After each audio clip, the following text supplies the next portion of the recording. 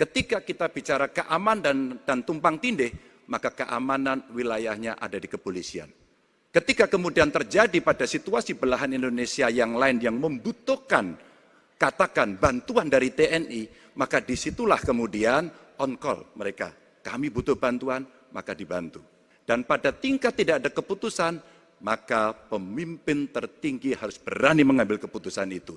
Sehingga tumpang tindih yang selama ini selalu saja menjadi perdebatan yang tidak ada hentinya, maka diselesaikan di meja presiden.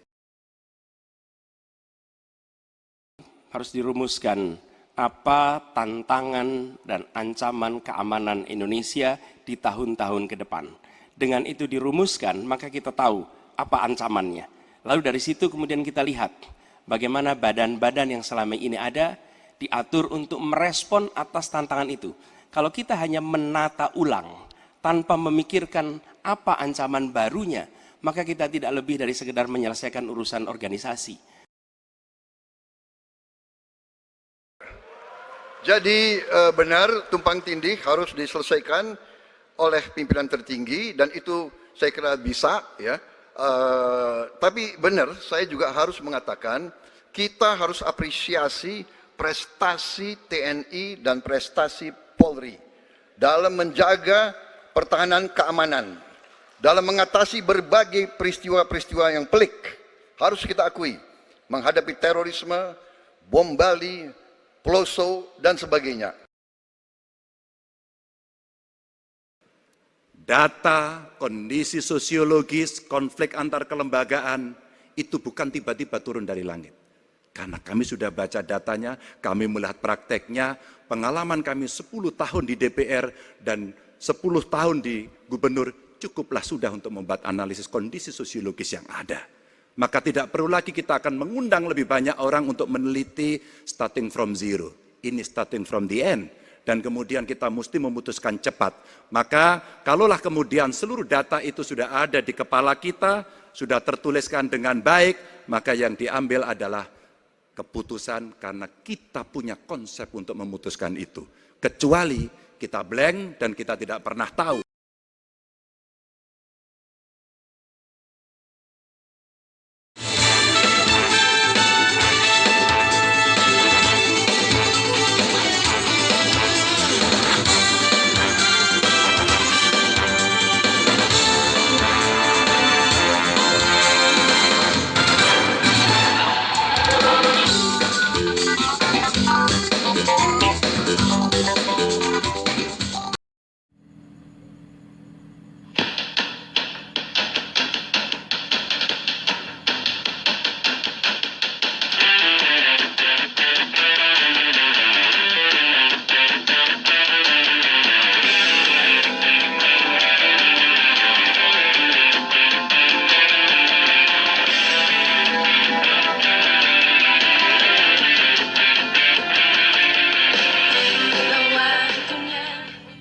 Selanjutnya kita beralih ke pertanyaan untuk calon presiden nomor urut 3, Bapak Ganjar Pranowo. Untuk itu kami persilakan panelis Bapak Imade Andi Arsana untuk mengambil pertanyaan subtema di dalam fishbowl dan setelah terambil boleh langsung diperlihatkan. Ya, sudah ada 2 subtema yang kita bahas, ini adalah yang ketiga Anissa ya dan juga pemirsa. Subtema apa yang diambil? Keamanan. Keamanan, baik. Untuk melengkapinya, saya akan mengundang panelis Dr. Ian Montratama untuk mengambil undian daftar pertanyaan dari fishbowl di sebelah kiri saya. Kita akan lihat huruf apa yang diambil oleh Dr. Ian Montratama. Huruf C. Oke, keamanan huruf C, Anissa. Keamanan huruf C. Di depan, iya. C. Masih tersegel. Masih tersegel. Oke, silakan Aryo. Baik, saya buka keamanan huruf C. Dari suara juga masih tersegel. Masih tersegel dengan rapi. Baik, ini adalah pertanyaan untuk calon presiden nomor urut 3, Bapak Ganjar Pranowo. Kewenangan institusi di sektor keamanan sangat penting, namun masih terjadi tumpang tindih.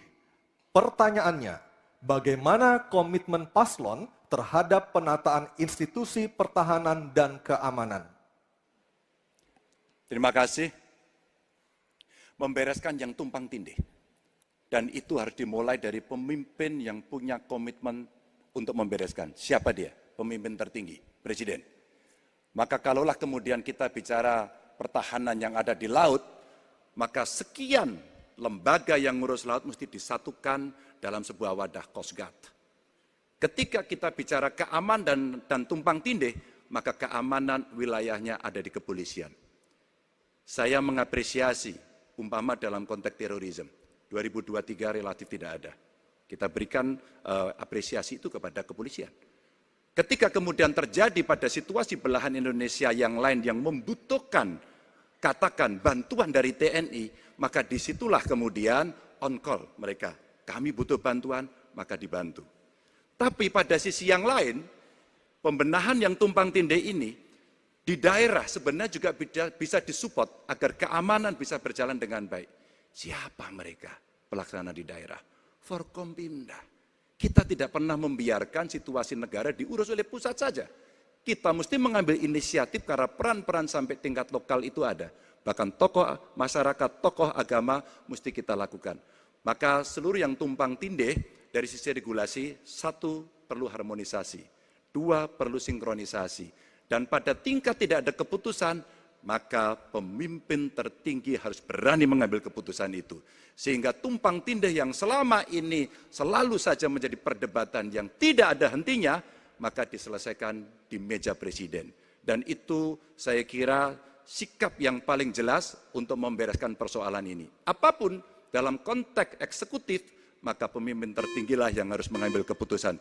Kecuali kita mesti berbicara dengan DPR, maka kita akan duduk bersama untuk membicarakan secara regulatif. Waktunya habis. Baik, terima kasih Pak Ganjar. Ada waktunya, harap tenang. Kami persilakan kepada calon presiden nomor 1, Bapak Anies Baswedan untuk menanggapi jawaban dari Pak Ganjar dalam waktu 1 menit. Kami persilakan Pak Anies.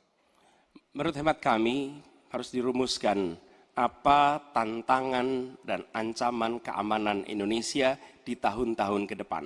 Dengan itu dirumuskan, maka kita tahu apa ancamannya. Lalu dari situ kemudian kita lihat bagaimana badan-badan yang selama ini ada diatur untuk merespon atas tantangan itu. Kalau kita hanya menata ulang tanpa memikirkan apa ancaman barunya, maka kita tidak lebih dari sekedar menyelesaikan urusan organisasi. Yang sesungguhnya dibutuhkan adalah bagaimana organisasi itu diatur untuk merespon tantangan. Jadi nomor 1, rumuskan itu. Kemudian yang kedua, yang tidak kalah penting, libatkan semua unsur yang terbiasa di dalam menyusun ancaman tantangan organisasi. Sehingga kemudian penataan organisasi badan-badan bukan semata-mata karena selera pemimpin, tapi karena merespon atas ancaman itu. Dengan begitu, penataannya akan sesuai kebutuhan. Terima kasih. Waktu 1 menit sudah habis. Baik, terima kasih. Selanjutnya giliran calon presiden nomor urut 2, Bapak Prabowo Subianto. Hadirin kami harap tenang terlebih dahulu. Ada waktunya untuk menanggapi jawaban dari Capres nomor urut 3. Waktu Bapak 1 menit dimulai ketika berbicara. Baik ya, sekali lagi saya harus mengatakan, saya kok banyak sependapat dengan Pak Ganjar. Jadi benar tumpang tindih harus diselesaikan oleh pimpinan tertinggi dan itu saya kira bisa ya. Tapi benar saya juga harus mengatakan kita harus apresiasi prestasi TNI dan prestasi Polri dalam menjaga pertahanan keamanan, dalam mengatasi berbagai peristiwa-peristiwa yang pelik. Harus kita akui, menghadapi terorisme, bom Bali, Peloso, dan sebagainya. Untuk itu, saya kira kalau saya dapat mandat, saya akan perbaiki kualitas hidup TNI, kualitas hidup Polri, memimpin supaya TNI dan Polri menjadi yang terbaik yang bisa kita bangun. Dengan keunggulan TNI dan Polri, Polri langsung di bawah Presiden, kita akan berbuat baik untuk rakyat kita. Terima kasih. Selanjutnya kita kembali ke calon presiden nomor urut 3, Bapak Ganjar Pranowo untuk merespon tanggapan dari kedua capres tadi. Waktu Anda 1 menit dimulai ketika berbicara, silakan. Ketika overlap kelembagaan ditanyakan kepada saya, maka saya sudah pelajari apa yang ada. Data, kondisi sosiologis, konflik antar kelembagaan, itu bukan tiba-tiba turun dari langit. Karena kami sudah baca datanya, kami melihat prakteknya, pengalaman kami 10 tahun di DPR dan 10 tahun di gubernur, cukuplah sudah untuk membuat analisis kondisi sosiologis yang ada.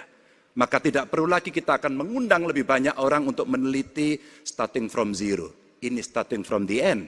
Dan kemudian kita mesti memutuskan cepat. Maka kalaulah kemudian seluruh data itu sudah ada di kepala kita, sudah tertuliskan dengan baik, maka yang diambil adalah keputusan karena kita punya konsep untuk memutuskan itu. Kecuali kita blank dan kita tidak pernah tahu dari mana Anda akan memulai. Karena saya tahu dari mana itu memulai. Terima kasih. Baik, terima kasih Pak Ganjar. 3 capres sudah memberikan jawabannya di segmen ini. Kita akan jeda terlebih dahulu dan kita masih akan terus kembali, Anissa ya. Betul. Sejumlah gagasan nanti akan kembali disampaikan oleh para calon presiden 2024 dalam jawaban dan tanggapan para calon presiden. Kita nanti usai jeda dan pemirsa tetap bersama kami di debat ketiga Calon presiden pemilu tahun 2024.